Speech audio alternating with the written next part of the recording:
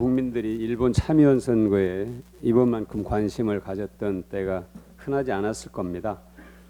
결과를 놓고 과반 의석 확보, 개헌선 확보 실패 이렇게 짧게 얘기할 수 있습니다만 그 내용을 들여다보면 대한민국과 일본 국민들에게는 매우 유의미한 그런 결과이고 아베 정권, 특히 아베 총리와 측근들에게는 뼈아픈 그런 내용이 들어 있습니다.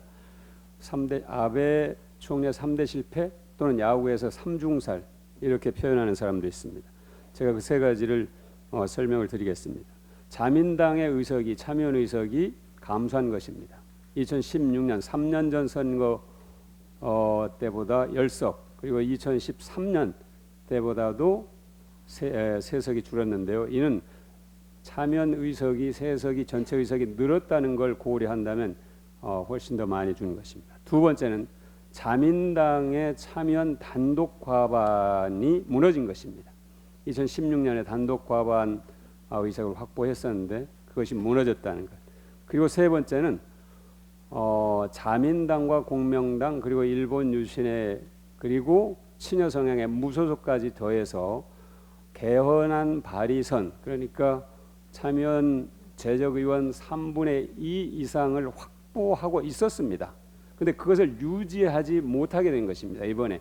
그러니까 세 가지 실패입니다. 자민당 의석이 줄어든 것, 그 다음에 자민당 단독 과반이 무너진 것, 그리고 개헌선 발의 가능한 의석이 무너진 것.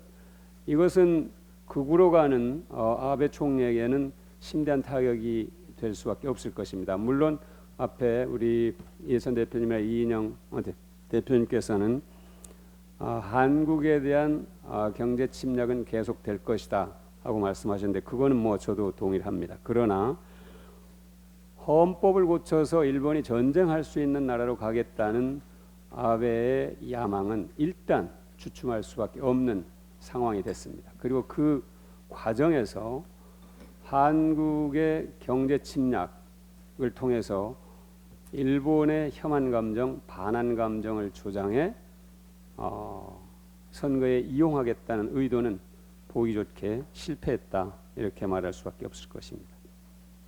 일본 국민들이 아베 총리의 극우의 길로 가는 헌법 개정을 사실상 원천 차단했습니다. 이게 언제까지 지속될지는 모르지만 지속적으로 헌법 개정에 대한 일본 국민들의 여론이 낮아지고 있다는 것을 보면은 아베의 야망은 사실상 앞으로도 상당 기간 달성되기는 쉽지 않을 것이다 하고 얘기할 수 있을 것입니다.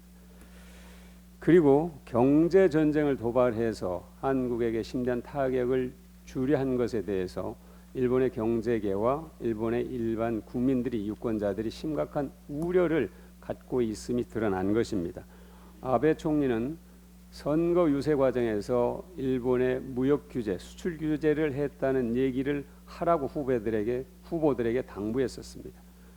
이런 과정에서 오히려 아베 총리의 지지율이 떨어졌다는 것은 일본 국민들이 우려하고 있고 실제로 선거 결과를 봐도 일본 국민들의 우려가 적지 않았다는 것을 알 수 있을 겁니다. 그런데 국내에서는 아베 정권의 이런 한국에 대한 경제 침략 행위에 대해서 한국이 침략당할 짓을 하지 않았느냐, 감정적으로 대응하지 말고 차분하게 해라. 그러니까 맞은 사람에게 너 왜 맞을 짓을 했냐, 대응하지 마라 이런 얘기를 하는 언론과 정당이 있는 것에 참으로 통탄을 금할 수 없습니다.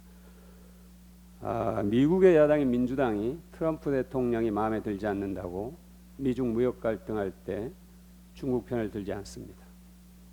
일본의 야당인 입헌 민주당이 아베 총리가 마음에 들지 않는다고 한일 경제전쟁 때 한국 편 들지 않습니다. 자유한국당 정신 차리시기 바랍니다.